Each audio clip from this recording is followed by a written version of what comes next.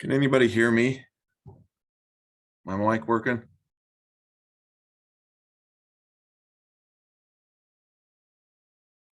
I got you, Jason. Okay, thank you.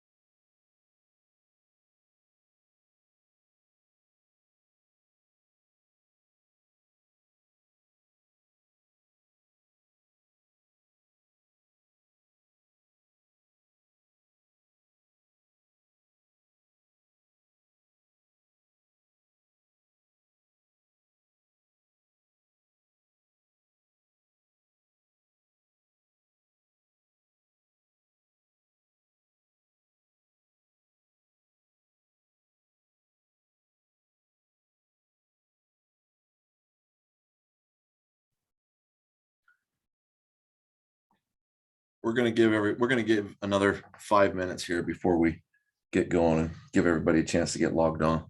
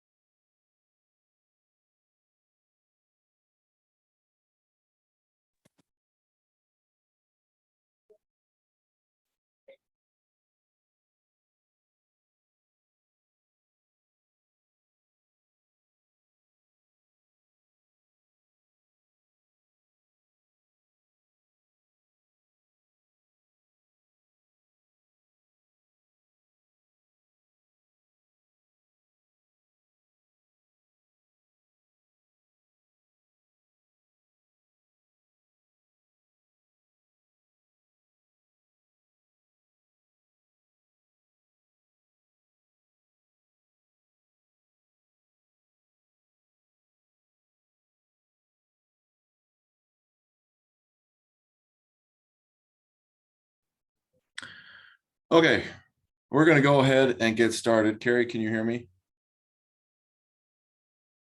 Yep. Okay. Welcome, everyone, to the October Leadership and Management Training. I can't believe it's October already, but I'm hoping that you're appreciating this cooler weather as I am. I want to extend a welcome to any new supervisors that are joining us today for the first time. I hope that you can see this as a safe place to come each month to learn.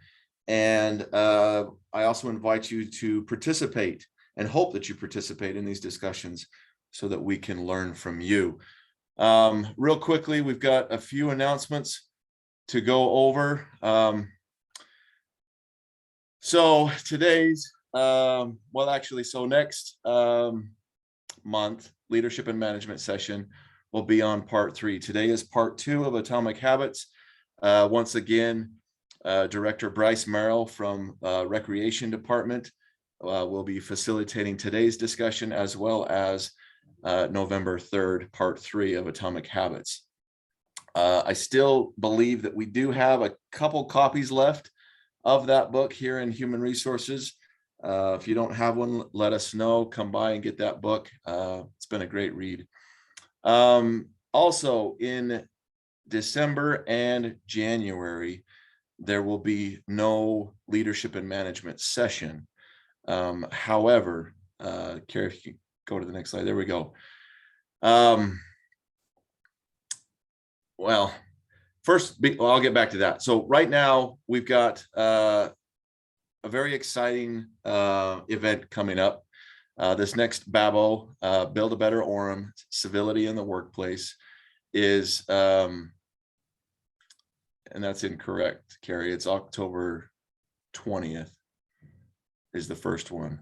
October 20th is our first Civility in the Workplace presentation from 9 to 11 a.m. in the library hall. And then the second one is November 3rd from 2 to 4 p.m. in the library hall. Now, this is a mandatory training for all full-time employees. It is optional for part-time employees, but recommended. Meaning if they are here, if they are scheduled to work and be here on site that day, whether it's in October or November, and they have the ability to get to the library hall, we encourage them to do so. But for full-time employees, this is a required training. It's going to be exciting. We're super excited about it here in HR. This is a in-person training, so there is no virtual option. We need to get you there, and we need to see your bright smiling faces at this presentation. Are there any questions in regards to this upcoming event on October 20th? Make sure that you send out reminders to all of your employees, especially, again, the full-time employees, that they are aware. And please do your best to accommodate schedules such that everyone can be in attendance. Jason, I just wanted to add to that this topic is really important.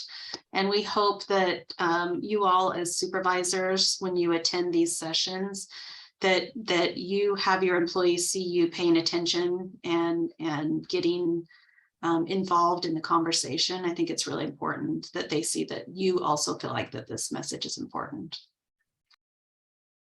It's Carrie and I that's going to be facilitating that discussion for that event.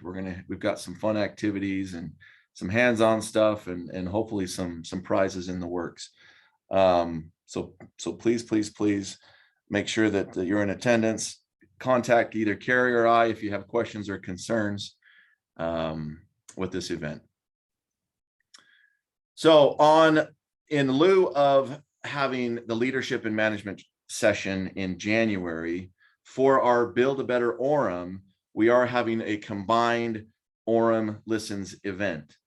Once again, we did this last April, I believe it was April, in which this is a training session that each of you or a handful of you can have the opportunity to participate in, to share with the other employees of the city something that is of value to you in the workplace, something that's inspired you or helped you become a better employee or better person.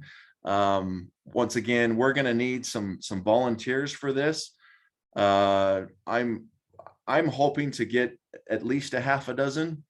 So if this is something that you would like to participate in, if this is something that you feel that you've got something you would like to share with us, please again reach out to Carrie or I to discuss. Once again, that is the January 5th at 9 a.m. This will be a live one in the library hall. Orem Listens event. So couple of things we want to go over here quickly before we get into today's discussion. We've had some concerns with this, and primarily I think the concerns have come up simply because of turnover, whether that's a leadership turnover or employees, and there's been some confusion on how we handle things internally with accidents, illness, or injuries in regards to return to work. So I need you to understand that there's two categories. There's a work-related injury. Someone was injured on the job, and there is a non-work-related injury or illness or procedure. They're both medical situations, but they need to be handled quite differently from the other one. So I'm gonna explain a little bit about the work-related injury, and then I'll have Carrie jump in and discuss the non-work-related stuff. So work-related. So again, an employee gets injured while on the job. The first thing they need to do is seek medical, if they feel they need medical treatment at WorkMed, if possible, during working hours. Obviously, if it's after hours, WorkMed's closed, and they still feel they need immediate medical treatment, then they can go to the emergency room or Instacare. At that point, and at the earliest convenience, I need the employee. If the employee is unable to, then it would be the supervisor to complete an online injury or medically treated incident report on claim.orem.org. That way I'm made aware of it, and supervisors up the chain are made aware of it. At that point, the employee, WorkMed, will create follow-up visits, whether that's 5 days later, 7 days later, 10 days later.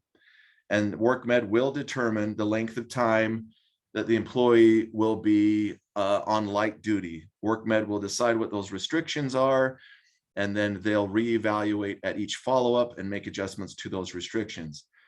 We are required as an employer, as per handbook policy, to provide light duty work in the event that the WorkMed assigns them to restricted duty.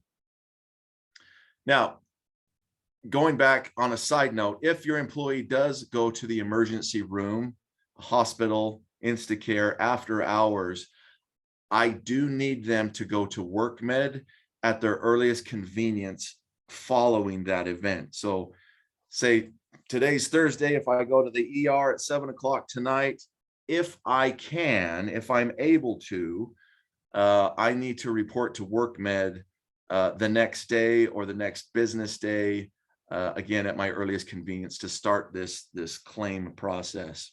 And again, WorkMed is the group that's going to assign those restrictions and how long those restrictions are good for. And then at that point, WorkMed will provide me a copy of the medical evaluation form that will determine when this employee can get back to regular duty. That's the work-related, simple, basic process. If there's ever any questions in that process, please don't hesitate to reach out to me personally. Let me give everybody my cell phone. If you don't currently have my cell phone, write it down right now And if there's questions, call me, because it's easier to get ahead of it than have to work backwards. So my cell phone is 801-360-6250. Again, that's 801-360-6250. Make sure you reach out, and I can instruct you as you move forward with that injury. Any questions on work-related stuff? Okay, Carrie, I'll turn the time over to you for a sec. Thanks, Jason. Appreciate that. So we're talking about anything that's work-related injury goes through Jason and through that top process. Anything that's a personal illness, injury, or accident will come through the HR side of our office. So if it's a non-work related accident, injury, or illness, the employee must notify human resources. If it's something that's scheduled, you need to notify us before, like if you're having a surgery or something, make sure that you schedule it with us and apply for it in advance so that you have the qualifications for it before you actually go out. If it's an emergency thing, just make sure that you have your employee apply for FMLA as soon as possible so that we can get it going. If your employee has not been here for a full calendar or a full year, so for 12 months, they do not qualify for FMLA. Okay, so we'll have to look at other things that we can do to possibly help them out. But if they haven't been here for a calendar year, they do not qualify for FMLA. Another thing that I think there's been some confusion on with supervisors and employees is the assumption that FMLA, if you qualify for that, it's paid time. That is not the case. You will need to use your sick leave and your vacation leave while you're out on FMLA. Okay, it's not just if you qualify for it, the city will pick up those hours. So you do have to use your own leave while you're out on FMLA. So the employee applies for FMLA and qualifies for that. By doing that, they're having restrictions because of their surgery or their accident or their injury. So the doctor, their provider, will need to provide with us a return to work authorization form. The doctor will fill it out and usually will just fax it directly to us. Sometimes they'll hand it to the employee. That needs to come to human resources. Please don't accept those return to work authorizations as a supervisor. That's personal medical information, and we want to be HIPAA compliant. So please have them bring it directly to us. Please don't accept those return to work authorizations. Then human resources will review the return to work. We ask that you give us 2 days prior before the employee wants to return to work, so that we have time to process and make sure that they've either been cleared for full duty, or if they do have restrictions, that gives us time to work with the department and legal to see if we have any work available for them to do light duty. If not, the employee will just have to continue to stay out and use their own leave banks until they're cleared to full duty. So please don't just let employees come back on light duty without going through that process first. There's 2 reasons why. It can put the employee at risk if we're not following their restrictions. And that also puts the city at risk for additional liability. So please be careful to make sure that you don't let employees come back until they've been released from human resources to be able to come back. Any questions on the 2 separations between work-related, non-work related, and the process that we need to do to bring employees back after they've been out? One quick point I want to make, Carrie, with the non-work related, you may come across a scenario, it happens quite frequently, where you have an employee who's off on Friday and they go whatever 4-wheeling over the weekend and end up hurting their leg. Okay. Then they end up taking Monday and Tuesday off of the next week just to get better. It's not a serious injury. When they come back to work that following Wednesday, they do not necessarily need a return to work form. Okay. They feel that they're better. They can come back to work. However, in the event that you have an employee that comes back to work and was injured, and they clearly cannot function or have a very difficult time functioning they can barely walk around the office, they have a hard time getting in and out of a truck, whatever it may be, they're struggling to do the basic functions of their job. You as a supervisor, as per the employee handbook, as per policy, we have the right to ask them to go get a return to work form in the event, again, that you feel that they can't do their job. Any questions on that? Or any other question? I also wanted to mention too that if an employee comes to us with a release full duty and we have concerns that maybe they are not prepared to come back to full duty, we as a city can send them for a second opinion. So if you ever come into a situation where you don't feel comfortable or don't think that they are prepared to come back to full duty, we can send them out for a second opinion at WorkMed. There's a couple of questions here. Mary asks, this includes part-time employees, any difference between no sick or vacation time used? So that's a great question, Mary. I'll talk to you about the non-work related incidents, and then Jason can talk about the work related. On the non-work related incidents, if they're a part-time or seasonal employee, they do not qualify for FMLA. So that's going to be a completely different conversation on whether or not you want to allow them to take some time off and come back, or if we separate employment while they're gone and then rehire them when they're all better. So the answer to that is yes, it's completely different. FMLA only qualifies if you're a full-time employee and you've been with us for a year. As far as work-related injuries go, that applies to absolutely everybody, including volunteers, to be honest. If they're injured at work, they are covered by the Workers' Compensation Fund.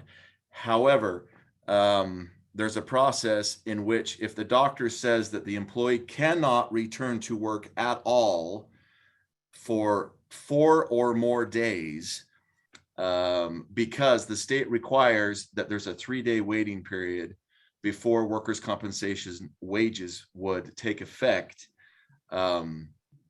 before they would get wages. So in the event that a doctor or physician, AKA WorkMed, says, no, you can go back to work, you just need to be on light duty or restricted duty, there are no workers' comp wages applicable in that scenario. If the employee does not want to accept the light duty restrictions, they can do that. They can say, no, I'd rather just stay home for the next 3 or 4 days and get better. Again, however, if they choose to stay home, they have to default to their vacation or sick hours if they want to get paid. Part-time people, they don't have that benefit. And so if they stay home, they're just not going to get paid. So it's in their best interest to accept the light duty restrictions so that they're getting their hours.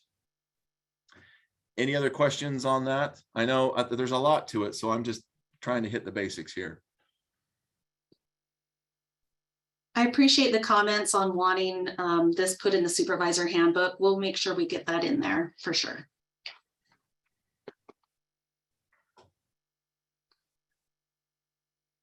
No questions? Okay.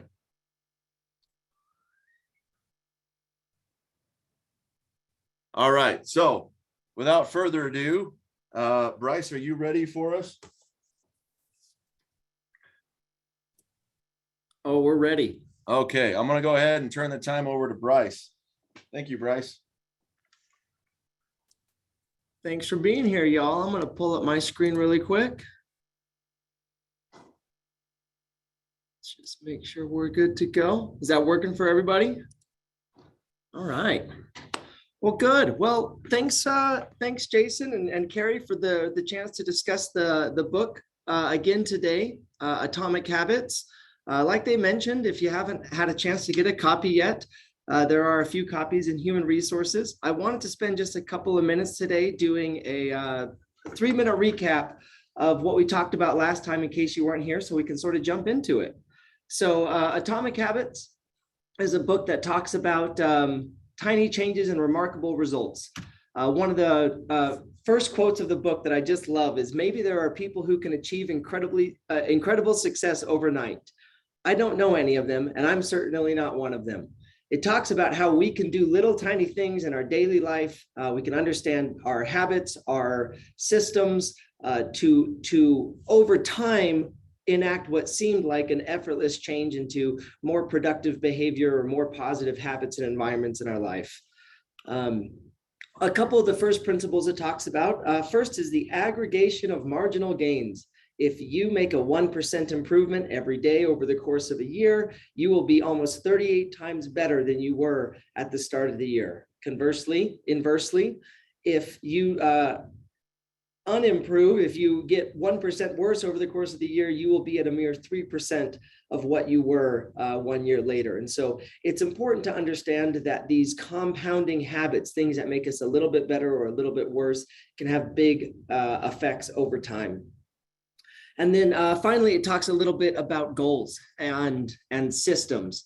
I loved this one because everyone has the same goal. We all want to be the best. We all want to, if we're going to participate, we would love to be a gold medalist. Every single, athlete on the floor has the same goal at the beginning of the game, to win the game.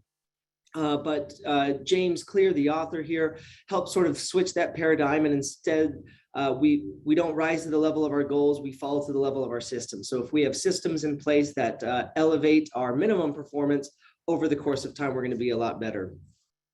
We talked a little bit about how our identity is at the core of who we are. And so instead of focusing our initial efforts and energy on outcomes, I want to do this behavior more, we need to first challenge and construct our identity. I am a person who quickly returns voicemails, or I am a great agent of customer service, or I am a open and collaborative supervisor. And then once we build that identity, we can look for those processes. What would a person who is a collaborative supervisor do in a situation like this? And then from that process, we can identify the outcomes that we would want to enact in our life.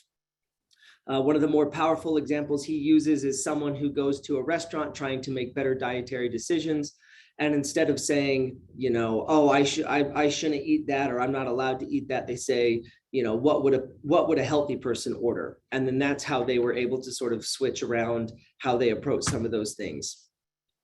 So we identified 4 main steps related to cueing, craving, response, and reward. 4 main steps in habit forming. The first one we talked about last time was to make the habit obvious. A habit is a behavior that has been repeated enough times to become automatic. The ultimate purpose of habits is to solve the problems of life with as little energy and effort as possible. We are efficient creatures, and we want to use our time and our energy in ways that get us the best results. And so the more things we can automate by making them obvious, the more we are able to expend our energy elsewhere. We talked about habit stacking and making sure that as we have an order to things, we are able to improve. So when situation arises, I will do this. When I wake up, I will put on my running shoes. Or, I will behavior at time in location. We make it even more specific.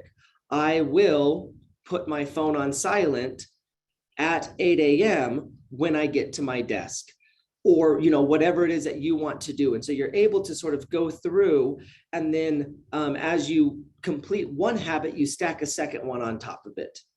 And that way you only had to have the willpower to do one thing, and the other things followed. We talked a lot about self-control and the energy we expend. Self-control is a short-term strategy, not a long-term one. You may be able to resist temptation once or twice, but it is unlikely you can muster the willpower to override your desires every time.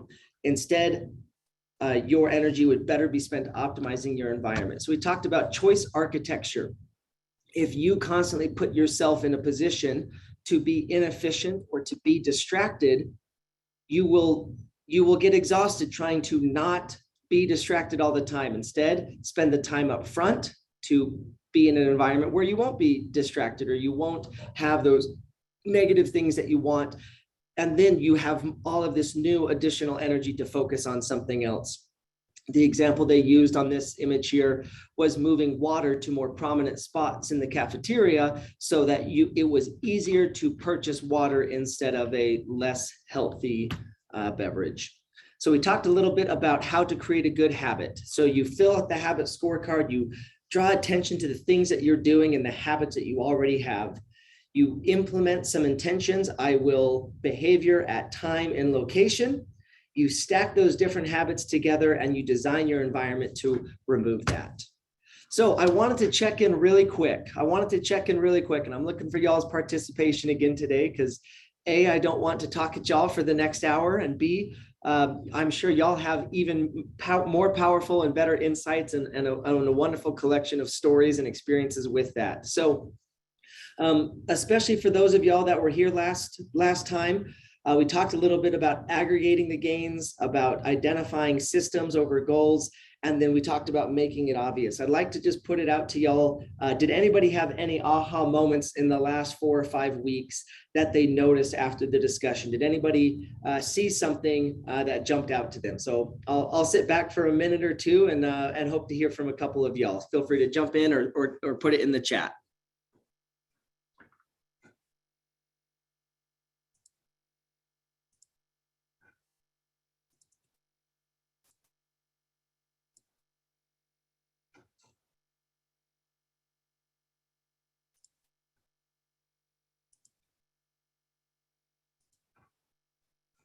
Hey, Bryce, I'll say something.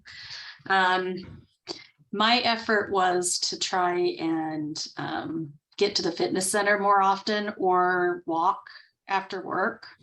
So my first thing was to just have a go bag in my office every day with workout clothes in it and a pair of shoes. And just having the go bag prepared. I have an extra go bag at home so that wouldn't be an excuse for me for not working out by not having the bag here. I have an extra bag at work and an extra bag at home so that I always have the bag ready to go. And just that little push helped me to be better at keeping that goal. I love it. Thanks for sharing that, Carrie. I know I'm the same way. I pack my gym bag every day, and I will not mention the percentage that it sits in the back seat of my car untouched the next morning, but instead I get to like pat myself on the back, and my go bag's already packed for the next day. So really I was 24 hours ahead of schedule on getting my gym bag prepared is what I like to tell myself. So I love hearing that. That's awesome. Good. A couple more. I'd love to hear from a couple more of y'all. I'll go. I don't know if it was here, but somebody mentioned that they keep on their shoes when they're at their house in order to like stay productive. And I am very similar. If I get home and I get comfy, there's no way that I'm going to want to like clean the kitchen or do laundry. And so my thing that I do is I have headphones that are like right by my entryway as I come into my house. And if I like listen to music and start going, I'll go and I'll do a lot of things. If I don't, I'm going to get lazy or I'm going to find TikTok or something, and it's not going to go well for the rest of the night. So even having an environmental cue to just like keep it moving really helps me. I appreciate that. Thanks, Mariah. I know in the chapters today, it actually talks a little bit about headphones, and there was an example of a person who just put headphones on, and whether they were actually listening to something or not, their body had a response to having headphones on that usually meant it was time to like enter flow state.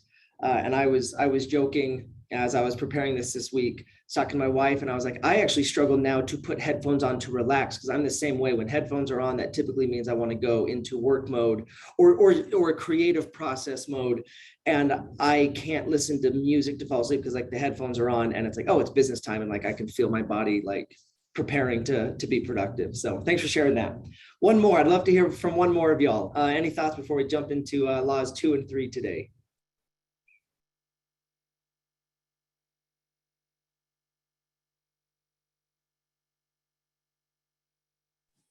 Hey, Bryce, it's Shar. I've got one. Thanks, Shar. So we are, empty nesters, but nevertheless busy people. And my husband has had a challenge with what happens to the clothes when they're done in the dryer? And sometimes we all just leave clothes in the dryer, and then it just kind of cascades into now the clothes are wrinkled, and then what do you have to do with them then? And sometimes they get retumbled, and sometimes they full on get rewashed. And so we have been trying to relieve this little bit of a pinch point in our household chores by consciously just never letting anything sit in the dryer. We've got to get it out. We got to fold it. We got to hang it. It has to be done. And it sounds like a small thing, but if you just do it immediately, then you don't have to take 4 more steps after that. And there's, greater harmony between the next thing we can get done and accomplish. And so it's just one of those things that don't bottleneck the system, and just get the pain over with, and then you don't have to deal with more pain over the next, several hours or days. Glad to know I'm not alone in that challenge of what to do next. When we rearranged our laundry room a couple of years ago, and my wife and I disagreed on if we should install like a folding table above the washer dryer, because I was so concerned that we would just pile them onto the folding table and leave them there. And we compromised and did what she wanted, and we installed it, and it does often become a mound of clean, wrinkly clothes for long stretches of time. So I feel the pain on that, and I wish y'all the best, because I don't know if I've got that one figured out yet. Well, good. Well, I appreciate that. I want to talk a little bit today about jumping into to law number 2. I really enjoyed the first few chapters of Atomic Habits. I like that it was really philosophy and theory based, and painting really broad strokes. What I really liked about these second and third principles today is it starts to get into a list of real, tangible, simple strategies that you can pick and choose from. And so as we go through this today, there will be a few where we will take a couple of minutes and work on it. There will be a few where you're like, I actually do not like that at all. Or maybe you like all of them. There was a couple that I said, I don't like that. That does not feel like that would be productive for me. And so I approach some of this as a menu of options or tools to try to get the results you wanted. If I can also ask, if you have the copy of the book nearby, there's a couple of passages, just stories that I really like, that I would hope that we can take just a couple of minutes to read through as we get to those pages. And I'd love to have some of y'all read those passages. So we'll have the page number up here and go around, but if you have it nearby, I think that would help. So the second law, making it attractive. This is related to the craving. The idea that, okay, so we have these cues that come in, and now we want to crave it.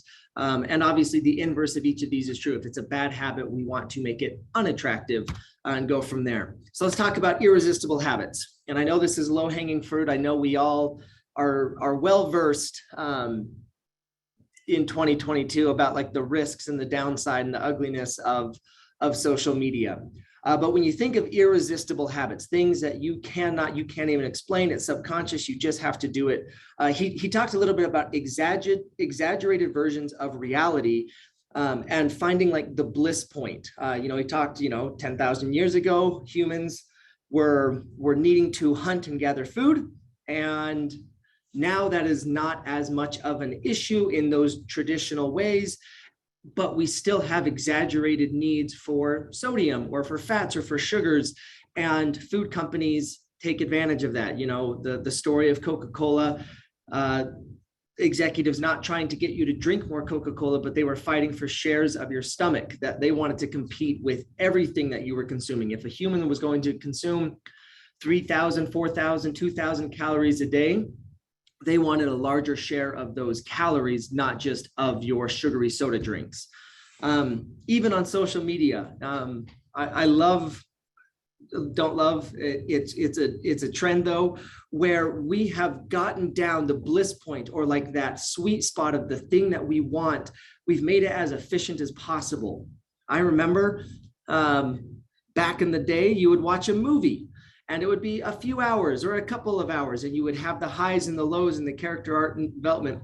But now so much of our media, the bulk of our media, 3 hours a day of our media, is consumed in reels, 30 seconds or less. I don't know if Pete's with us today or anyone else from our like marketing and comms team, but you don't have time to even put a 2-minute video on social media. We have to make it, the bliss point is to be able to consume the requisite information or emotion in 30 seconds or less. Music is reduced down to like 6-second TikTok. I think they're called sounds. And so you go and you have this like song that they repeat over and over that is meant to convey a particular trend or emotion or thing. And you use that in like a format so that you don't have to like communicate more in your message. You can just have the song be like, oh, this is that song, which means it's this kind of a TikTok, which means it's communicating this.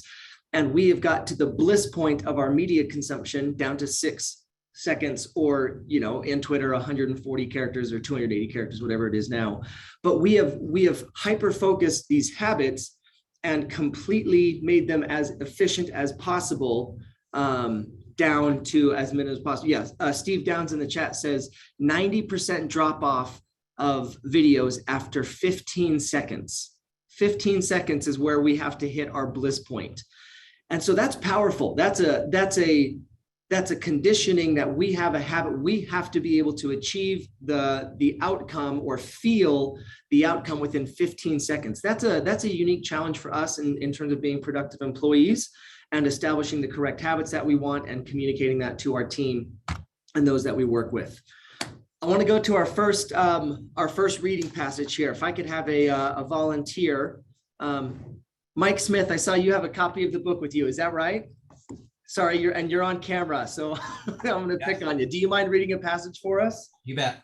Great. If you want to go, we're going to go to page 106 and 107. And I just wanted to read a little bit about this whole idea of the dopamine-driven feedback loops. If on page 106, that first full paragraph, it starts, habits are a dopamine-driven feedback loop. If you wouldn't mind reading a couple passages for us there. You bet. Habits are a dopamine-driven feedback loop. Every behavior that is highly habit-forming, taking drugs, eating junk food, playing video games, browsing social media, is associated with higher levels of dopamine. And Mike, on that one, when we talk about dopamine, what does that mean? Are you generally familiar with that? Would you mind giving us your 15-second overview of what dopamine is in the brain?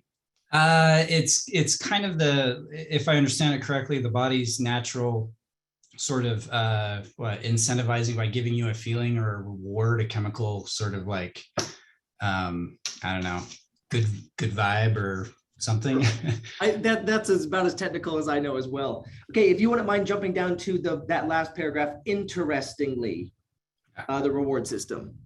Interestingly, the reward system that is activated in the brain when you receive a reward is the same system that is activated when you anticipate a reward. This is one reason the anticipation of an experience can often feel better than the attainment of it. As a child, thinking about Christmas morning can be better than opening the gifts. As an adult, daydreaming about an upcoming vacation can be more enjoyable than actually being on vacation. Scientists refer to this as the difference between wanting and liking. All right, Mike. So I've already got you unmuted, so I'm going to pick on you a little bit more here. Tell me a little bit about that. You know, we've got these cool graphs over here that talk about the dopamine spike and anticipation. Can you think of something recently in your life where you had enjoyment anticipating or looking forward to something over an amount of time, more than just the reward itself? Oh, I mean, the vacation analogy that it gives, I totally get that. You know, anticipating a fall break coming up is great, you know, or, you know, Christmas break or, you know, past vacations or whatnot.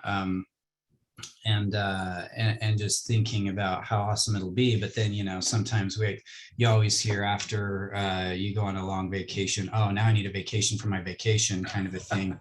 And so, yeah, I mean, I totally get that anticipation can kind of, you know, rev you up and reward you more than the actual thing, because it can be stressful and, you know, it's still real life, right? Yeah. But yeah. That's perfect. I'm going to have you read one more for us, if that's okay, and then we'll have you be done. I'm going to have you read the caption here for under figure 9 and walk us through each of these 4 charts right here. as Mike is reading that, y'all, I'm gonna jump ahead to my next thing here. I want you to think about your work as an Orem city employee. I want you to think about your role as a supervisor, or I want you to think about your relationship with your current supervisor. I want you to think about the different cycles that we go through that relate to, dopamine. Now, often when we think about and associate dopamine, it's with probably things that are more personal to us, but I want you to put on your work hats here and think, okay, this isn't about my personal vacation. This is about the things that I experience at work. Praise to or from an employee, receiving funding or getting that green light on a big project you've been wanting, a promotion, every 2 weeks we get payday, things that bring about self-actualization. What is it about your work, your employment, your 40 hours that really just like, it makes you like, feel it like this is why I love what I do, or this is the reason that I do X, Y, and Z. Maybe it's something to do with like when you interact with the public.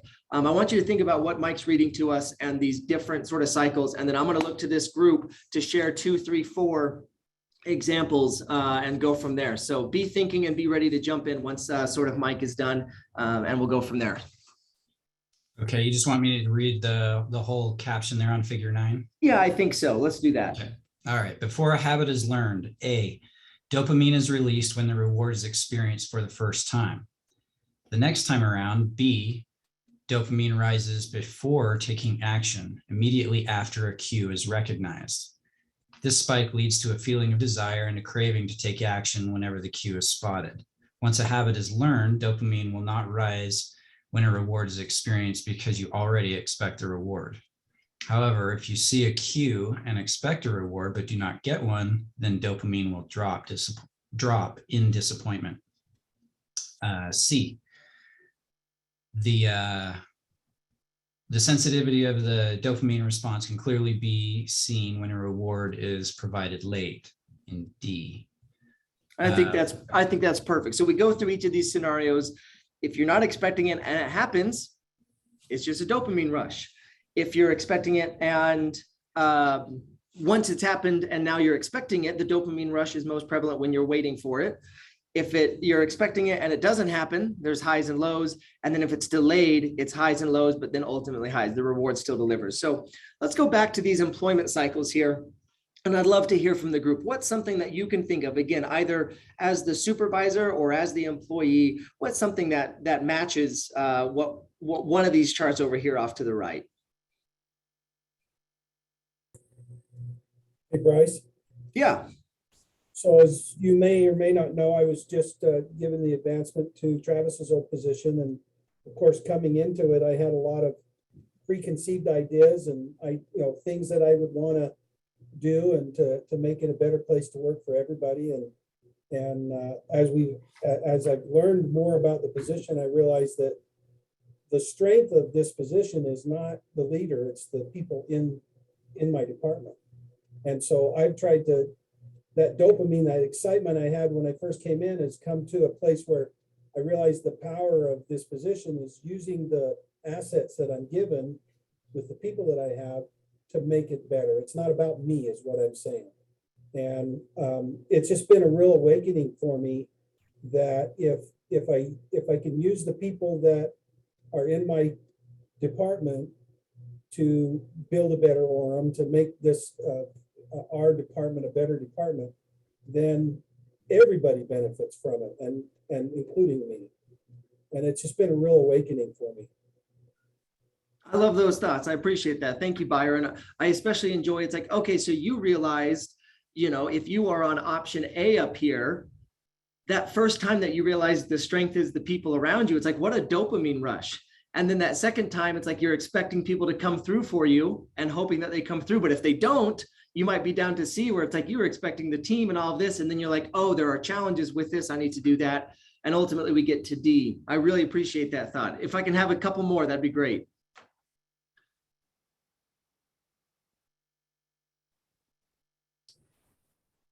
Hey, Bryce, I have something I can kind of relate this with. Please. So, as you know, I teach fitness classes, and when I started in this job, then I didn't teach as much. I didn't teach the same classes, and so I look at this as when I started in the job like every now and then somebody would be running in and say, hey, there's no teacher, you gotta have a teacher. And so I'd have that dopamine rush of like, I get to teach. And it was just sudden, it was that reward came right then. Where later on, if somebody asks me to sub and I'm preparing for it and I'm getting ready for it, I have that dopamine of excitement to do the class itself more than when I'm actually doing the class because of that prep. And then I've related to, like, somebody asked me to sub, I'm excited about it. And then, oh, never mind, I don't need you. And wow, I am like, oh man, like that just bums me out. So I experienced that. And same with D, if I am going to teach a class and then I'm not, and then they're like, oh wait, just kidding, you are, whatever. So for me, that's my favorite part of the job is teaching. So I can relate to this very well with that cycle of when I get to teach and when I don't get to teach and subbing and all that fun stuff. So. That's perfect. I appreciate that. Any other thoughts? This is Chris Sembrano. I have to email a lot of stuff, like to county and to the county attorneys, to the city attorneys. And all of a sudden, and I'm one, I do not like things hanging over me, so I do it pretty quickly. And apparently other agencies aren't as quick. I don't know, but I just don't like anything hanging. I want to get rid of it as soon as I can do it. And I'll get these emails back from the secretaries. You are amazing. You're just so fast. And honestly, I'm like, well, what do others do? They just sit on these emails, or what do they do? So it just, just that little thing that they say makes you feel good.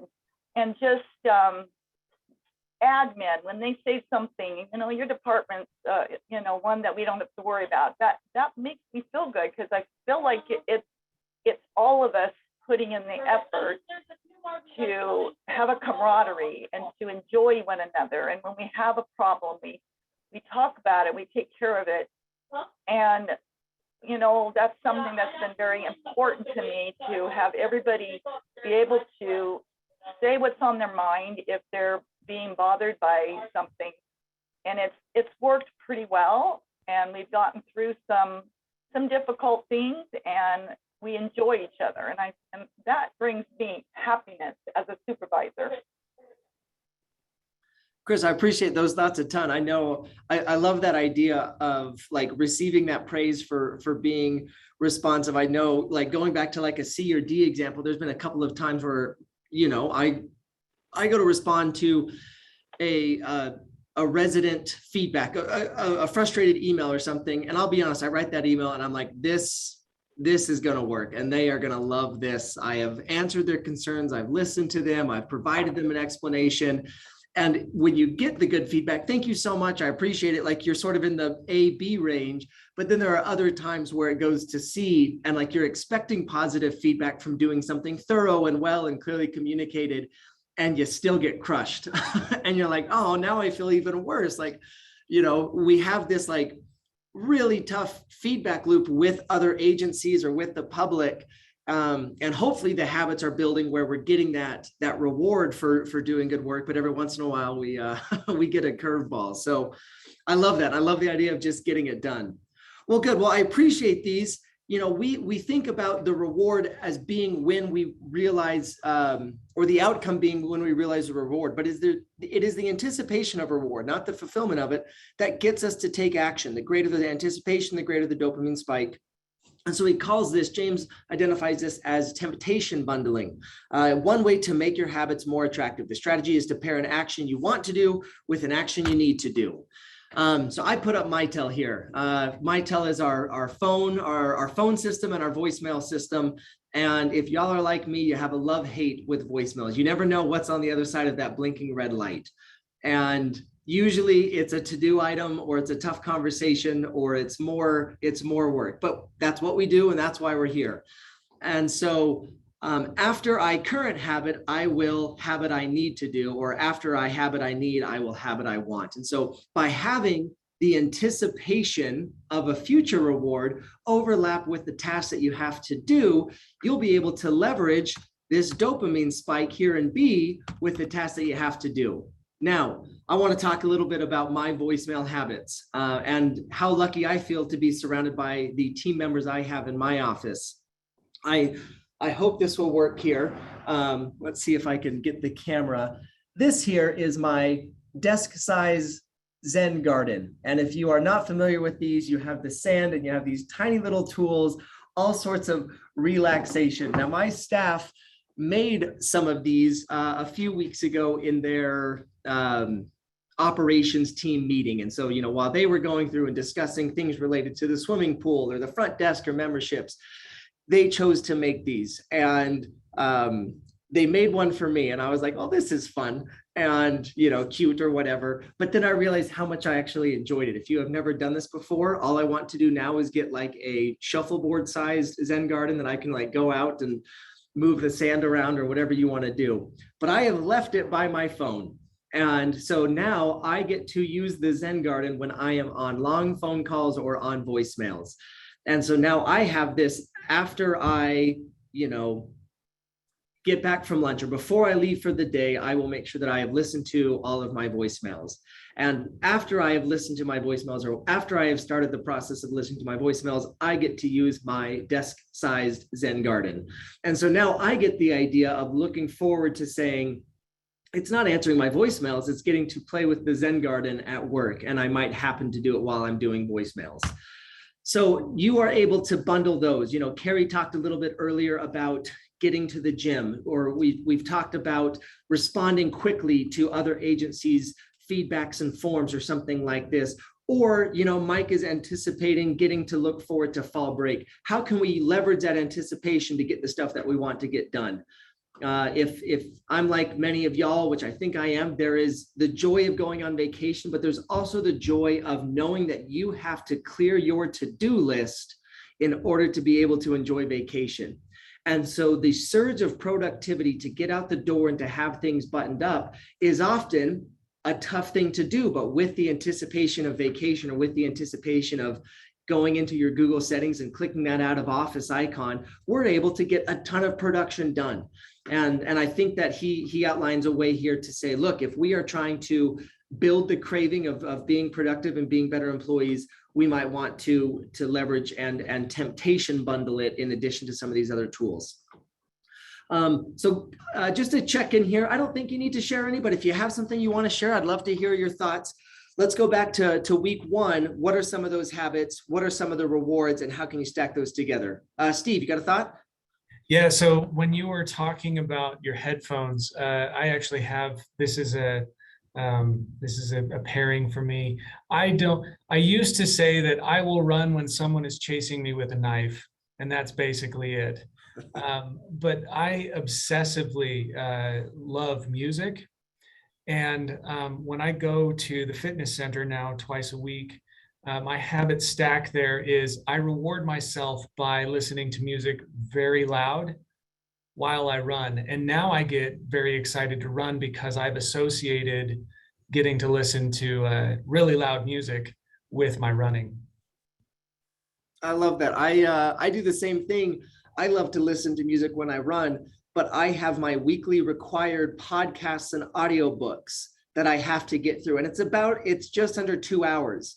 And so if I, over the course of the Monday, Tuesday, Wednesday, can get a couple of runs in, that might mean that by Friday's run, I get to do music. I've earned the right to be ready for that experience. And so I think a very similar thing, it's I have to do this to get that. And so the anticipation of getting to have a much more enjoyable run is at the end of the work week for me. I love that thought. Thank you, Steve. Any other thoughts?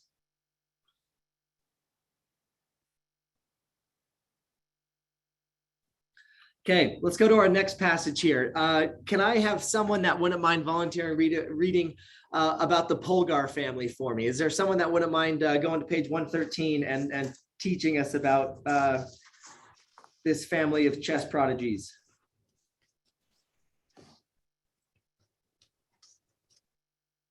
I can read that if you'd like, Bryce. Thank you, Stacy. Okay, we're going to be on, it's right at the beginning of chapter 9.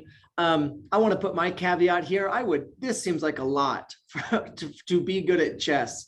If you haven't or if I can tack on another book recommendation, there's a book called Range that goes really in depth to the Polgar family, and it talks about, you know, being specialists versus being generalists. And this is a fascinating story on its own, as James tells it, but to really dive in and say, before you get any crazy ideas about, you know, replicating what the Polgar family did, maybe you should read Range first to say that only works in chess and not in most real life scenarios where you should be a talented generalist. But let's read about the Polgar family here. Stacy, go ahead and just start.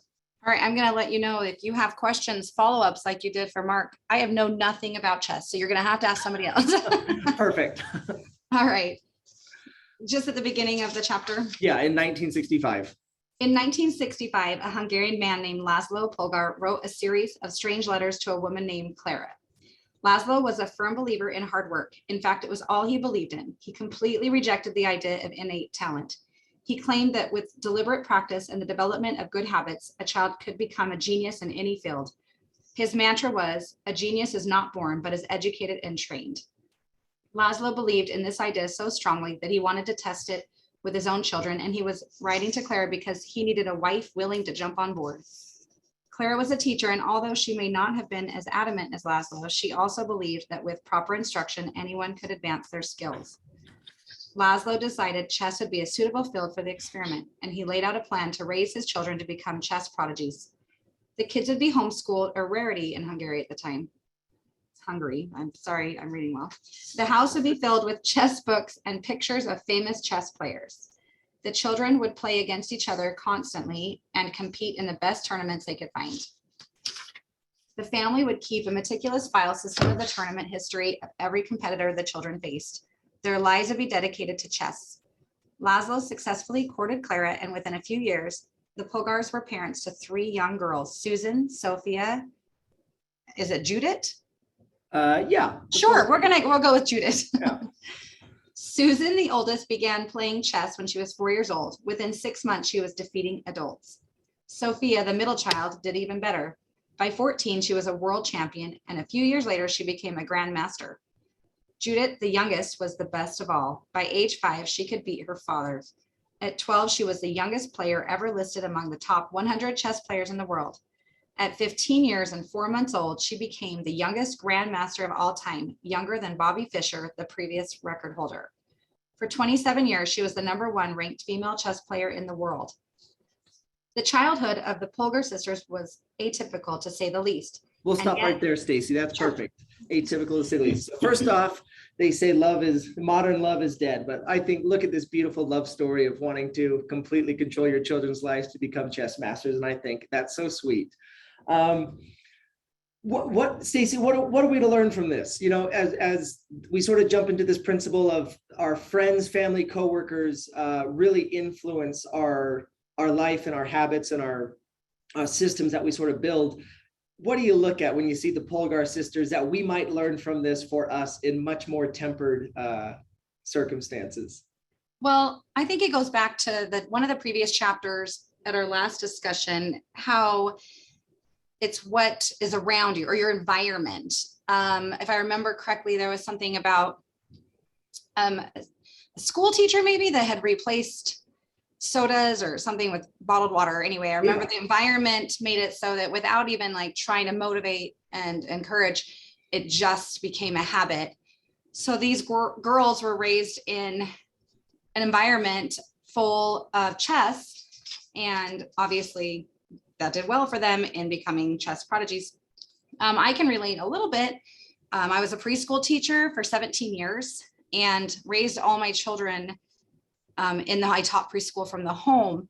And so when my kids were teeny little things all the way until they went to school, they would participate in my classes, and they were the earliest readers. Like I had my kids were reading between the ages of 2 and 3 years old, full on reading. And when they would go to kindergarten, the teachers were so impressed, like, why are your kids reading so early? But it's because I was teaching my preschool kids how to read year after year when these little kids were just growing and around it all the time. And so it just was second nature and became a habit, and just, it was easy for them. And my kids have really good, they can read well. That's there's a lot of things I didn't do right, but that they got that. So that's kind of how I read about it. I mean, he was a little extreme. No, I love it. In fact, one of my, I cut you off right before it, but one night he walked in on her playing chess in the middle of the night, like sort of sleepwalking, playing chess. And he was like, "Hey, Judith, leave the pieces alone." And she goes, "Dad, they won't leave me alone." And it's like, it is so deeply ingrained into what they're doing. And he removed, we'll talk about friction here in a minute, but like it said that it was uncommon in Hungary to homeschool. It was illegal. And they actually like had to convince the Hungarian police to not arrest Laszlo because he was so insistent on controlling the environment and surrounding them as sisters, and surrounding them, in this, with this iconography and all these things to say it is about chess. Everything you're doing is about chess, and going from there. And so it's like, I mean, he was willing, he believed in this so much that that's how he established his courtship and marriage. That's how they designed their home. That's who he's surrounded with. And it was not easy, but that's how important this was to him. So let's talk about less chess and more Orem City. We are surrounded by family, friends, and coworkers. And I love this quote here. It says, "We don't choose our earliest habits, we imitate them." Those things are controlled by sort of three groups that James identified here. He said, it is by the close, it is by the many, and it is by the powerful. And so it is those people that you most associate with. I think the adage is you are a conglomeration of the 5 people that you associate with most. It is the many. We desperately want to belong to a tribe. We want to assimilate with those that have something in common with us and those that have similar aspirations. That's where we'll be most successful. And then it is the powerful, those that you look up to, whether it is, whatever Kim Kardashian is influencing us on at the time. Maybe it is the leader of our political party that tells us to do something like this. Maybe it is a spiritual or religious thing that you look up and try to emulate somebody or something. It is something that holds great power, someone that holds great power over you, and you want to be like them. So I put over here an org chart from our budget that is prepared each year by Brandon and his team there, to say we are surrounded, we are like required to be by these people. I think often of our fire department, where they have a firehouse, they live together, they are together for 96 hours at a time. And what a strong influence that must be over their habits and their environments. We think about different work teams, people that have worked, 2 cubicles to an office, and they are there together 40 hours a week. That is a lot of time to influence. I think about the many, and I look at departments like Public Works, where maybe there is a large group, and so there is a tide of how we're feeling and what we're talking about and what we're experiencing. And then I think of the powerful, the role that each of us have as a supervisor, that we have responsibility to those that work on our team to make sure that we are emulating and creating environments and habits for them that will produce the outcomes that they would most want to identify with. So I wanted to do another quick check-in really quick, put on your Orem City work hat here and think about your team. Is it the few? Is it the many? Is it the powerful? Who is the person, and you don't have to answer this publicly, but who is the person you spend the most time with in a work week? Who is that one person? And then someone probably came to mind that you are most around. And maybe it's, let's just say one person. How many people do you closely associate with in a work week? Do you work with 50 people for 20 minutes at a time? Do you work with the same 4 people in deep project-based scenarios? Think of the person who is maybe the one person, and she is your direct supervisor, or he doesn't have to be, but might be.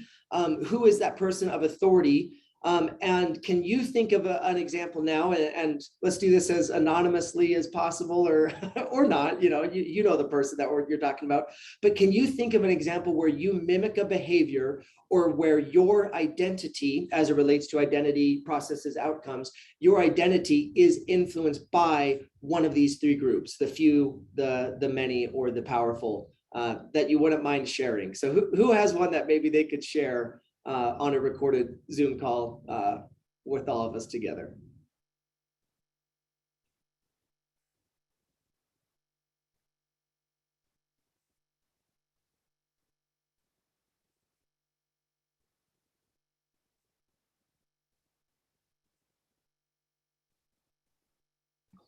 Bryce, I'll go ahead and share. I have a smaller staff, and we work very closely together. The first person that came to mind for me was Debbie Robinson, that managed our kitchen. And Gina, just for everyone, you are over at the Orem Friendship or Senior Center. Yeah. You are the only full-time staff there, and you probably work with 5 flex staff on a given day. Couple at the front, couple in the kitchen. Yes. So pretty small team, right? Yes. And a pretty great degree of separation. Y'all are on a little bit of an island. You don't have coworkers coming up and down the hallway or popping in. It's like setting appointments, or it's a very intentional process for someone to go over to the fitness Senior Friendship Center. Yes. So how does that influence you and Debbie? What does that look like, since it's the two of y'all some days? Well, our working relationship is very tight. The communication is fantastic. Like, we stay in communication. We have a team text thread that no matter what's going on, and we even put a couple of our key volunteers on that text thread, so they too are aware of what is happening on a daily basis. And is there a particular habit that has been made easier or more difficult by nature of the relationship that you have, in terms of spending a lot of time together in a work scenario? I think I would go back to the communication, that just because we're all here doesn't mean everyone got the message. So we make sure it's in that thread. Love it. That's perfect. Thank you so much. Any others?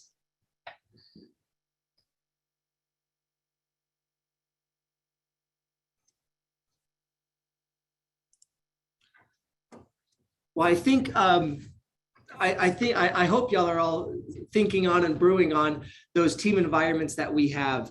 I especially enjoyed this one here. It says, nothing sustains motivation better than belonging to the tribe. He went so far as to quote, I think, Ned Stark and a Game of Thrones quote about the lone wolf dies. And I thought that was a great line there. But we have this innate deep sense of wanting to belong to the tribe, and to have a group that we have at least one major thing in common with, that we could then be surrounded by, and then that could empower us to instill the habits that we want. And I also think that tribes are not accidents. And so that's what I sort of wanted to push y'all to today. I want you to think of a great supervisor you've had, or a flash of brilliance you've had as a supervisor. You can do a self-prop here. I think that's totally fine. Where you worked hard to create a tribe, or someone created a tribe for you. They did something that helped pull people together to get y'all rowing in the same direction, to get y'all, following the same mantra or something. And as you think about that person, as you think about someone who did that, and again, maybe it's not even work, maybe it's a coach you had in high school, or maybe it's whatever, a mentor you had at a previous job, whatever you want to do. But I'd love to hear a couple of stories from y'all. And as you think about the tribe they built, can you with hindsight, attach that to a habit that was instilled because of the tribe, or because of the leader who intentionally built the tribe?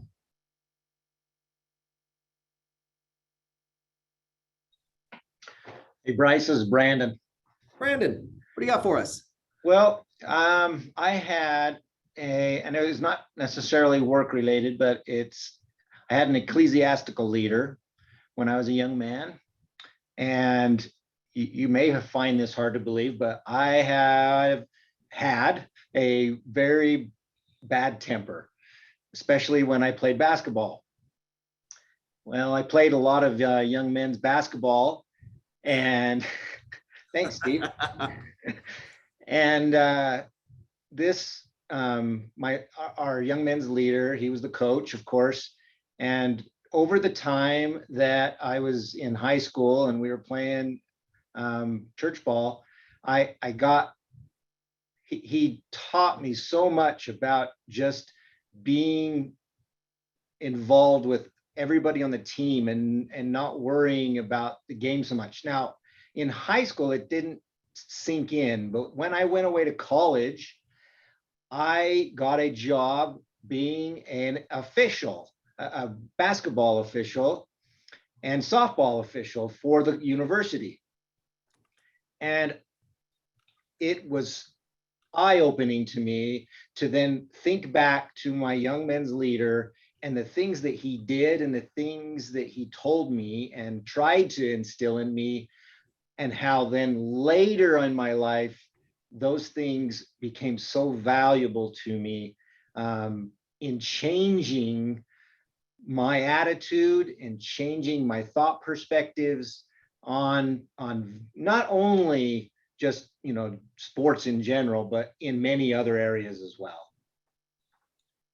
I appreciate that. Thank you, Brandon. A couple of quick thoughts there. I know Debbie Boone, our sports division manager, is on this call, and she will be getting you on the schedule for Thursday nights for both basketball and softball officiating. We appreciate you volunteering to do that. But I love that you tied it back to the identity as well. I am a person who, and even, the initial, it might be hard to believe, but it is so much about your identity now. It's not that, he taught you that when you get angry, you should go into the hall before you punch a chair or whatever. Like, it's an identity thing. And I think that's what is something that allows it to stick around, much later in life, that you have developed this new identity. I'm sure there were some habits and some tricks in between, but I really like that thought. Thank you, Brandon. Any other thoughts? Hey, Bryce, I've got one. Yeah, Trevor. You actually. I've got a unique position in the city where I get to work a lot with the departments on some bigger projects. And so I will pay some compliments that I've learned as sort of like bouncing around and working with some of the individual groups. Especially, so the first one is engineering. The tribe they have built down in the basement down there, specifically what Tag and Sam do, is incredible. They handle some really big projects, and it can be a very stressful place down there. But I've watched how those two leaders sort of meet the needs of their employees. And whether that's through communicating in a formal or informal way, or sort of like really like setting the expectations really clearly, it's been very impressive. Down in finance, we have a different set of tribe. One of the things that I think Brandon sets the expectation of is that there are no, he won't balk at a bad idea. And I've come with some bad ideas and we sort of talk it out. I recently pitched the idea of going after property taxes for nonprofits, and jokingly he sort of said, yeah, if you want to be the one to pitch the idea of taxing the LDS church, go for it, but no one's going to go for that in Orem. But we talk it out. And so he's created a relationship where I also come to him and I'll say, hey, can you take me back to accounting 101? Like, why is this a credit and not a liability? So they do a great job doing that.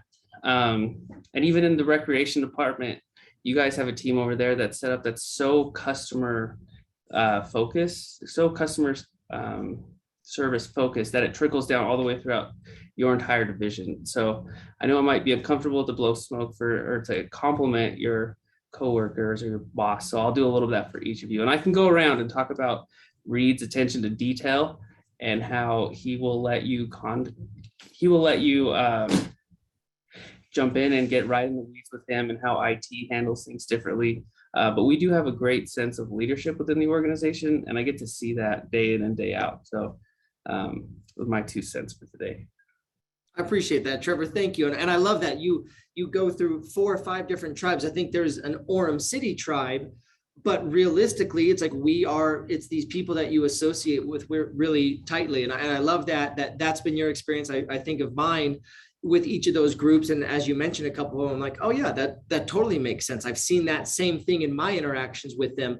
It really is a cultural thing for them that's deeply ingrained. So we look at habits, and we're here to talk about, trying to make sure that it stays a good habit. We want to make it attractive. And it's so much of what we do in that second law is we overlap the tough parts with temptation bundling. We have a culture, a team, a tribe, where what we want to be is normal, and then we go after it. So, okay, we're halfway through on content, but we're far more than halfway through on our time left. And so I want to go through just a couple of things here on this third law, making it easy. So let's go back to right here. We've got the first law, queuing, make it obvious. We've just spent time making what we want to do attractive, and now we're going to make it easy. And this is language after my own heart here.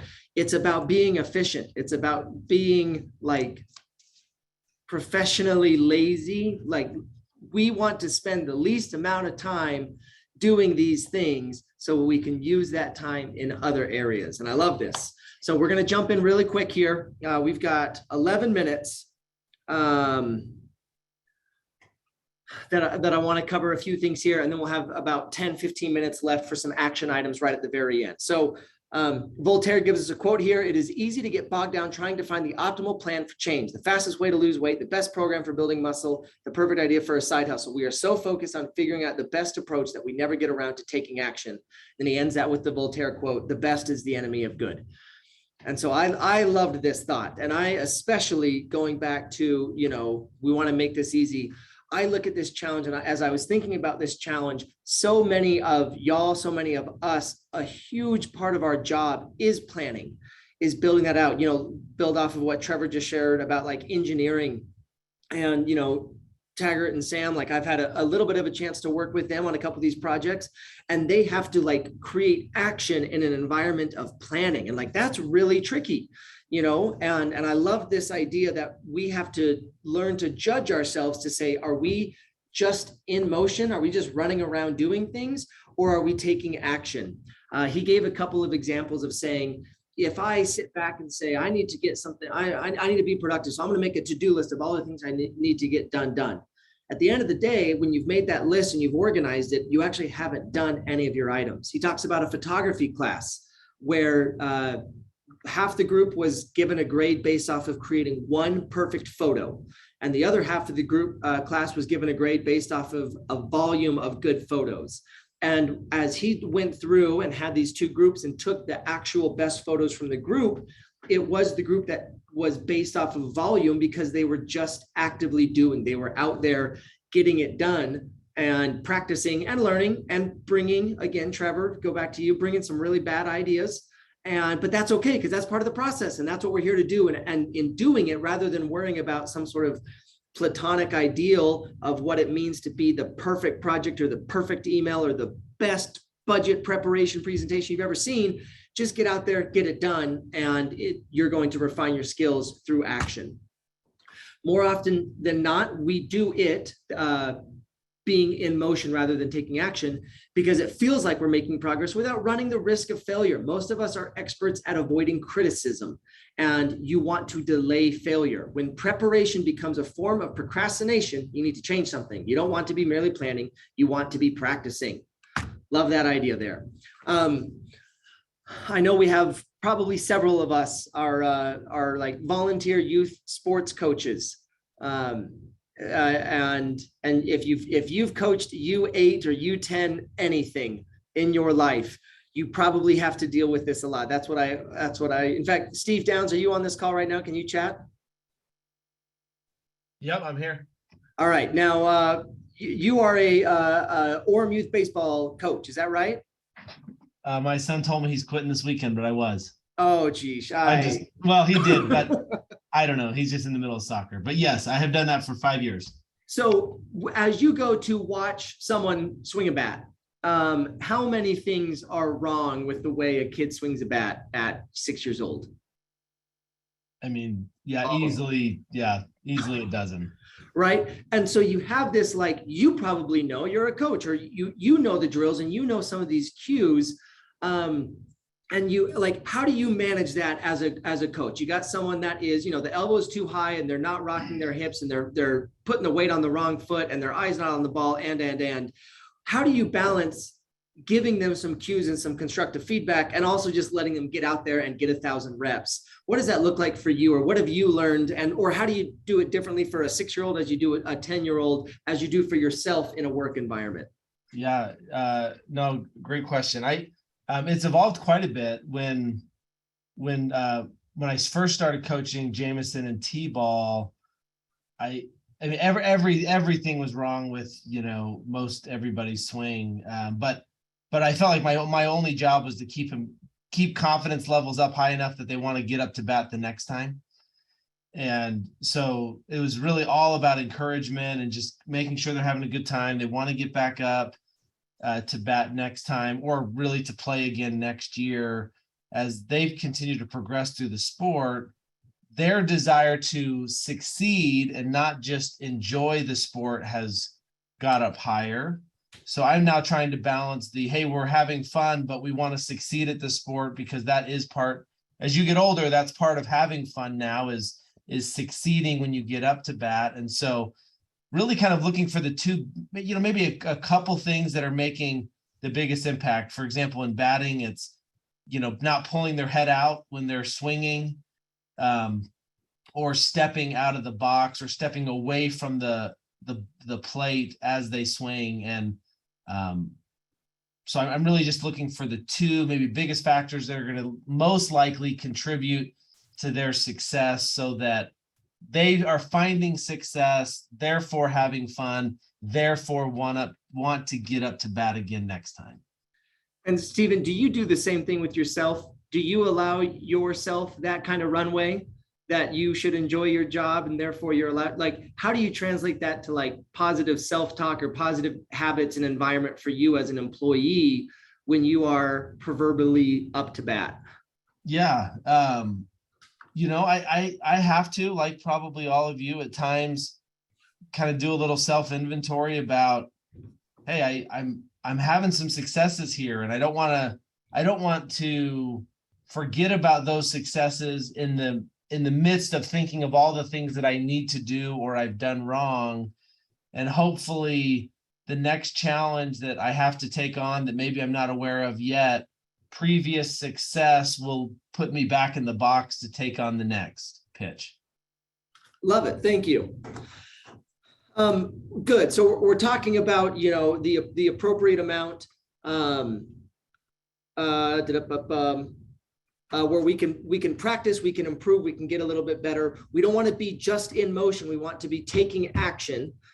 Yes, talking about the fundamentals and theory of appropriate baseball swing is good, but really they got to get to the plate and they got to take some swings, which means they're going to take some bad swings, but that's okay. And I think it's the same thing for us. Sometimes building out the perfect workout plan and downloading the right spreadsheets with the exact movements and watching the YouTube tutorials is a great way to get organized. But if that comes at the expense of getting in the gym and looking stupid because you're doing it wrong, or you're sore, or you're we have to make sure that we balance that. Now, we all know that an ounce of prevention or an ounce of planning is a pound of whatever, and there's a lot of good to that. And he does a great job of sort of coming full circle to say, but you have to be in a good environment. I use this photo here because, my goodness, if my house doesn't get clean in the hours leading up to when I have a major deadline, because I'm going to do anything except work on exactly what I need to be working on. And I'm sure we all have that escape mechanism or coping mechanism that we deal with. Now, could you also say that existing in a clean environment, we just talked about how much that matters, of course, but are we using it to stay in motion and stay busy? Or are we using it to take action and improve on what we want to work on? So he goes in to talk about the law of least effort. Another great book recommendation, if you haven't read it, Jared Diamond's Guns, Germs, and Steel, basically lays out why Homo sapiens, why humans expanded and grew the way we did, where we did, when we did. and how we got from 10,000 years ago to 2022 in some broad strokes. It's a fascinating read if you enjoy that kind of historical theory and all that. But he talks about the main thrust of what he talks about is that farming techniques grew quicker in continents that were east-west, because the techniques that worked on the east worked on the west because you're on the same latitude. In continents like North and South America, where you go from Canada tundra down to Central America equator, down to Tierra del Fuego, South America, you have wildly different skills needed to accomplish the same outcomes there, which means you have to retool the process over and over. And so he encourages us to look for latitude where we can take a habit that we've already built and with the least amount of effort, transfer it to other areas. Last time I had Stacy or Mariah, I can't remember, but two of our fitness center staff talk a little bit about some of the changes they've made to reduce friction in some of our recreation offerings. Stacy, are you with us still? Yep, I'm here. Can you tell me, again, going to this idea of latitude transfer, we had over on the west side of our continent, we had aquatics that moved to a subscription lesson. And we moved that across the same line of latitude to make sure that we were able to implement it in a different area, but with a lot of the same processes. Can you give me a 60-second overview of how that went, or what some of the things were that you were able to take from column A to column B? Yeah, and it's been a huge learning process for me as well. So the difference between land and water is pretty big, I'm finding. So some things have gone really well as far as transferring, like they offer courtesy lessons for makeup, classes that are missed that are convenient for our teachers, where, before, if people were sick or couldn't come to gymnastics, they just missed it, even though they paid for it. So that was something that transferred over that was convenient. And that also helped, because if I had an instructor that had to miss a class, it was hard to try to figure out, do I refund them for that class? Do we try to do a makeup day this time? Now, if I have an instructor that's sick, I can give each person a makeup lesson. They can come to a different class and attend. So that was convenient. Right now we're working on trying to figure out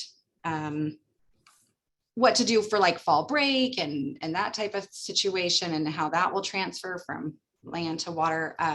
It's been very convenient for parents to be able to, just like swimming, they can just put their children into this program, and then it's just a monthly payment, and they don't have to keep trying to re-register and trying to do that. So this has been convenient for them. They can get into gymnastics program that they want and register once, and then they're good with their schedule, and they can keep going and don't have to worry about making that monthly payment or trying to get in. So that's been I think similar from water. We are finding a few things that are a little different. So there's some things that are different enough for land that I'm finding some struggle in it. Just like the pool, for instance, has a huge area, and it's easy to add another class or grab another teacher, where I have one room for gymnastics and one room for dance. So I'm finding where it doesn't transfer, where, I can't just add another swim class because there's nowhere to put another gymnastic class.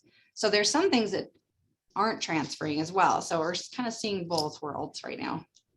I love it, but we're finding the least effort. We're trying to accomplish big, systemic, habitual changes, not just for us as staff, but for our residents, that you don't have to sign up for sessions and you don't have to re-sign up and you don't have to redo this. We're trying to do that, and we're focused on the things that are latitudinal right now, things that are easy. The things that are tricky, I put some things down here, and Debbie Boone, our sports manager, and I, it maybe those are more longitudinal, where changing from a learning environment of a swim lesson to a competitive environment of a sports season maybe doesn't go as smooth. Or Stacy, what you're saying, there are some things that don't go as smooth. But when we're looking at our personal habits, we want to look for the things that transfer over really easily. Yes, and that is huge. That's been a huge convenience to parents. Like I suggest, it's just an easy, they don't have to worry about it. And I feel like people will stay. I think that people will stay in that class longer and there's less, like I'm going to take her out and put her in and take her out, because I think, like you said, it's just simple and easy and less for the parents to worry about. They're in a class, they're moving. And so I feel like that's a positive and easier thing for them and for us as well. That's perfect. Well, thank you. I appreciate that, Stacy. Thanks for letting me jump in there. So we're here to achieve more with less effort, which requires us to remove friction. Like Stacy and I talking about, the less they have to sign up and the less they have to cancel and come in and get on the website to buy a recreation product, the more likely they're to do it long term. We are the same way. We don't want to have high friction habits or high friction pain points to our habits. If Shar has a linchpin in the laundry process in their home, that is a high friction area. We need to address that and figure a way to make that smoother and easier.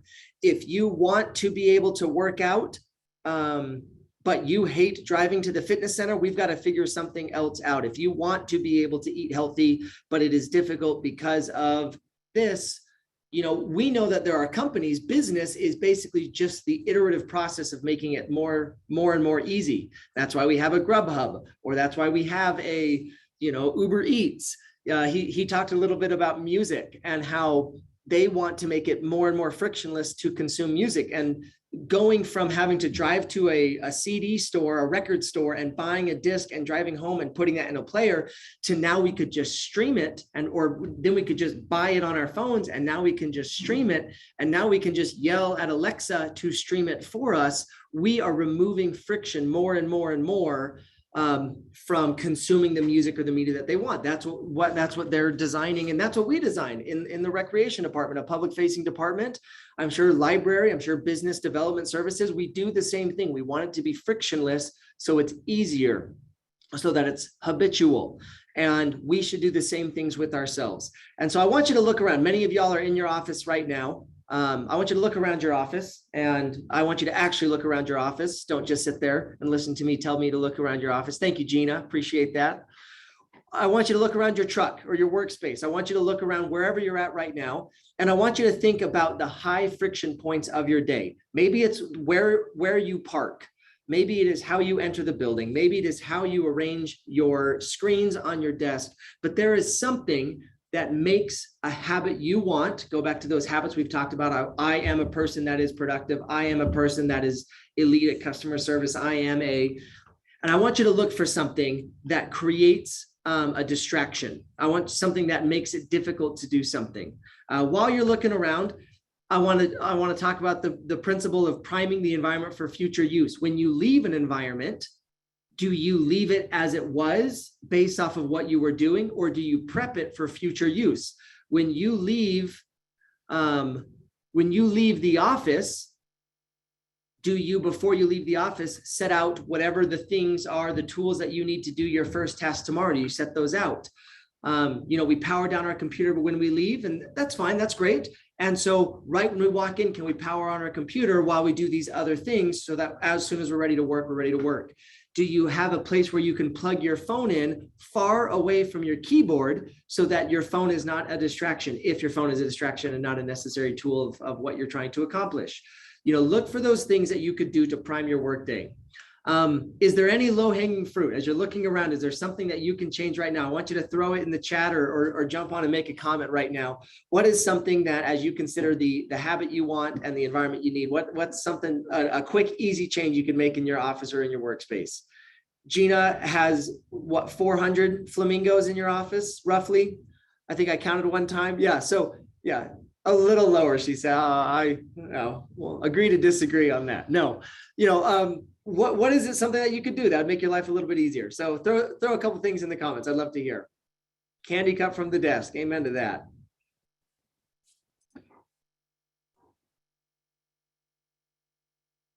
I know we got a couple more. I need to hear from y'all. I need to know y'all are with me. Give me a couple more low-hanging fruit of things you can do to remove friction in your office or truck or work environment.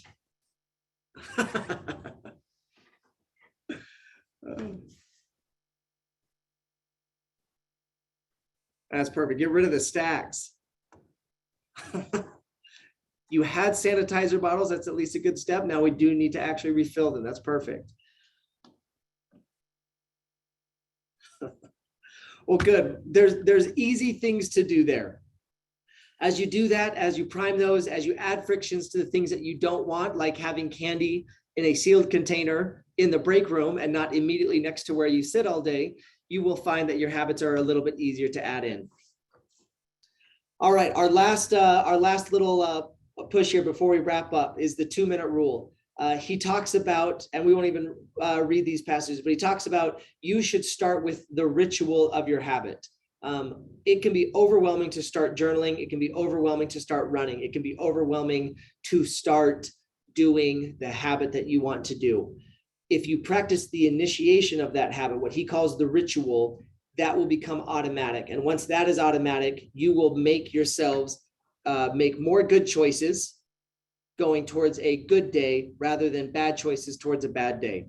And so he tells the story of someone who would go to the gym every day for 6 weeks and they would work out for 2 minutes, which is ridiculous. You think about that. It is ridiculous to go all the way over to the gym and changing your clothes to do 2 minutes.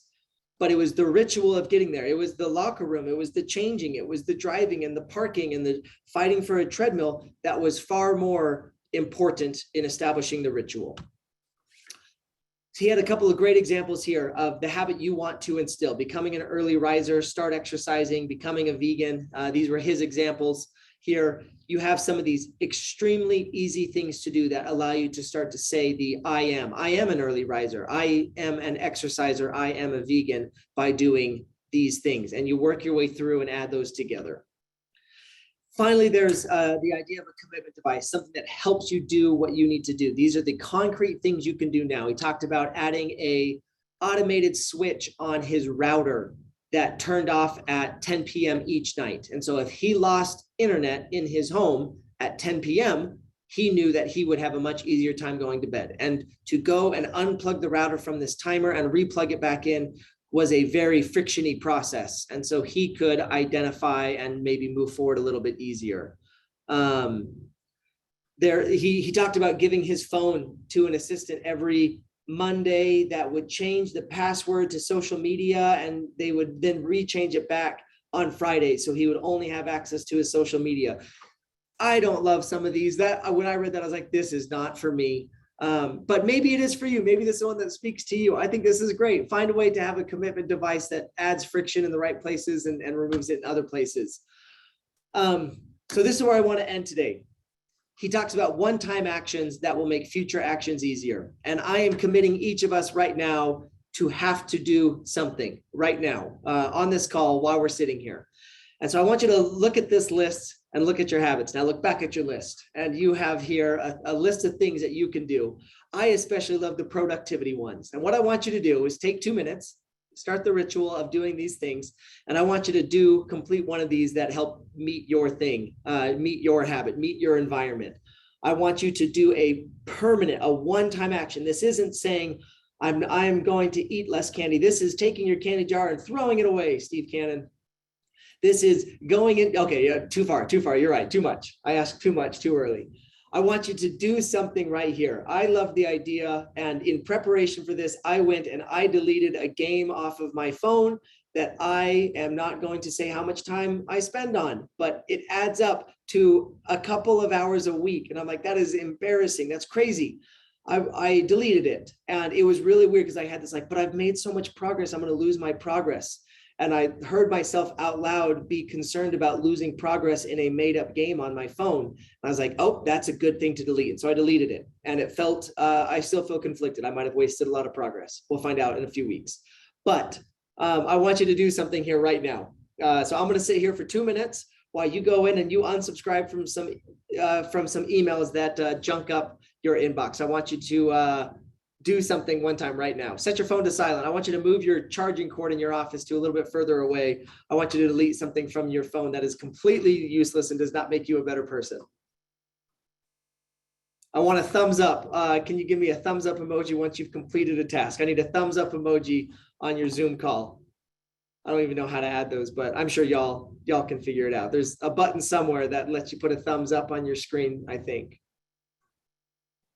There it is. Mariah's got it. Char's got it. We're cooking. We got multiple thumbs up. Steve Cannon gave us one. Nathan Robinson gave us one. Jason, thank you. Couple more. Love to see a few more. Thanks, Jason. Thanks, Marissa. So we're being hyper productive. We just did something that will make all of our future decisions so much easier. Thanks, Suzanne. Thanks, Brent. Thanks, Gina. Okay, we're gonna go to the next slide. I lied to you. We're gonna do it one more time. You gotta do a second thing right now. Okay, so look at this list again, and you've got to give me another thumbs up. We're gonna do one more one-time action that makes your habit easy. Maybe this is a little bit longer because that first one, that was probably something you knew you needed to do anyways. I want you to look at what you want to do or what you want to be. Do you have to delete a second? Do you have to delete the TikTok app off your phone, or do you have to, what do you have to do to be a slightly better version of yourself? So go and hit that one for me one more time. It felt great. We did it. We are more productive. Go from there. As you're doing that, I'll wrap up. We have 4 laws of building habits. It is the aggregate gains, the marginal gains in the aggregate that help us be a better version of ourselves. We have cueing to make it obvious what we want to do. We point to it, we talk about it, we look at it. We make it attractive. We use that temptation bundling. We use the incentive that we feel in anticipation to motivate us and build different habits together. Now we've made it easy. To do the habit, we've made it easy. We've added friction to bad things. We've removed friction from other things. We've surrounded ourselves with our tribe so that we can do this. In November, when we meet again for the last time, we will talk about making it satisfying and doing a little bit deeper dive in there. So I hope this is useful for y'all. Again, I know it's a lot of talking about habits and all that, but I've appreciated hearing from y'all what you're learning. I've appreciated reading the book. It's a quick read. If you haven't yet, grab a copy and jump in. There are a lot of like online summaries if you want to catch up on the first 5 or 10 chapters that you can do that. And then you can jump in and catch up with us for the end. But it's a great book. So anyways, that's it. That's what I've got today. We've got 3 of the 4 steps set up for us. We'll wrap it up in a few weeks and go from there. But again, thank you for your participation. And I'll turn it back over to Jason or Carrie to wrap us up. Thanks, Bryce. You've definitely given me a lot to think about. Lots of self-evaluating going on in my office over here. So thank you for that. I don't have anything else. Carrie, do you have anything to add?